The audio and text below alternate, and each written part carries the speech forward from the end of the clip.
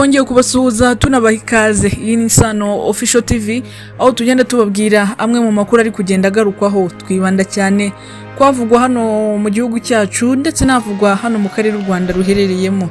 Reka tunyarukire mu ntara y'Iburasirazuba ho mu karere ka Gatsibo ari kuvugwa inkuru y'umwarimu watawe muri yombi akekwaho gusambanya umwana yigishaga.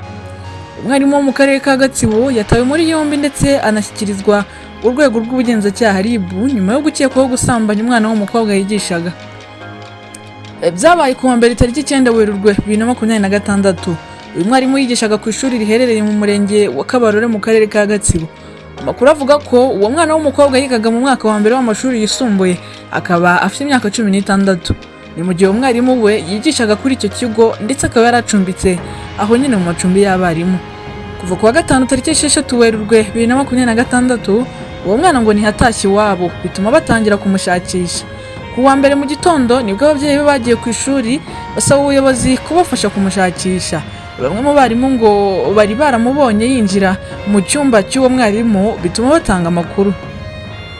Ubwo ubuyobozi bw'ikigo bwakaga urufunguzo uwo mwarimu ngo yarwimanye aza kurutanga nyuma habanje kubaho impaka nyinshi, bagiye basanga uwo mwana araryamye.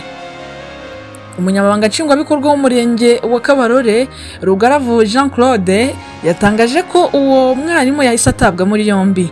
Ibi yabigarutse agira ati ejo twahawe amakuru n'umuyobozi w'ikigo cy'ishuri ko hari umwarimu wari umaranye iminsi umunyeshuri yigishaga iwe. Kuva ku wa gatandatu yabaga mu cyumba cye mu icumbi rya mwarimu. Baduhaye amakuru ko arimo imbere mu cyumba tujyayo tumusangayo. Umwana twamujyanye kwa muganga, umwarimu we yajyanywe kuri RIB kugira ngo akurikiranwe icyo cyaha.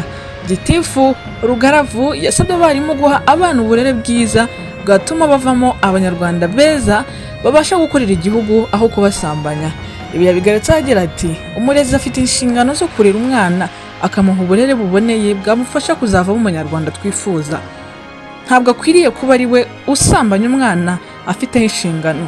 Tuributsa abarezi rero kurerera u Rwanda ndetse no kwigisha abana indangagaciro nziza bitandukanye n'ibyakozwe na mugenzi wabo. Kuri ubu uwo mwarimu afungiye kuri sitasiyo ya RIB ya Kabarore mu gihe umuryango w'uwo mwana we watanze ikirego ndetse banamujyana kwa muganga. Ibyo ni biri kuvugwa mu karere ka Gatsibo.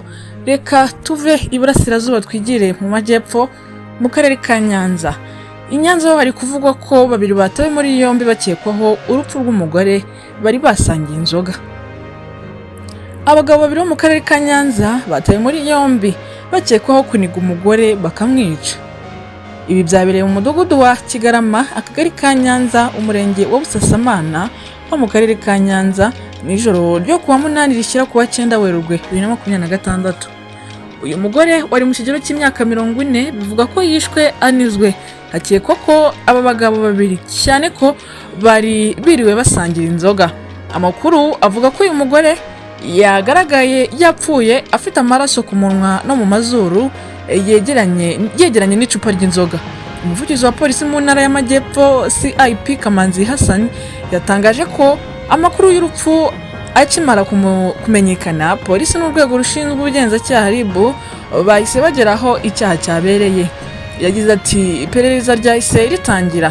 Umurambo wa nyakwigendera ujyanwa mu buruhukiro bw'ibitaro bya Nyanza ndetse aba bagabo babiri bakekwa kwica uyu muntu ubu bajyanywe gufungirwa kuri sitasiyo ya RIB ya Busasamana aho ubugenzacyaha bwatangiye kubakurikirana. CIP Kamanzi yakomeje yihanganisha umuryango wa nyakwigendera, anasaba abaturage kwirinda ibikorwa byose nibangamira ituze ry'abandi birimo n'ibyateza urupfu. Itegeko nimero 68 akarongo kaberamye 2018 ryo kuwa 30/8/2018 rihana ibyaha mu Rwanda mu ngingo yayo 170 ivuga ko uhamwe n'icyaha cyo kwica ahanishwa igifungo cya burundu. Ibisobanuye ko aba bakekwaho n'ibyaha icyaha nikibahama bazahanishwa igifungo cya burundu. Reka tubashimire kudukurikira ndetse no kudutega amatwi, tunabushishikariza gukomeza gukurikirana ibiganiro Isano Official TV tugenda tubagezaho. Turabashimira.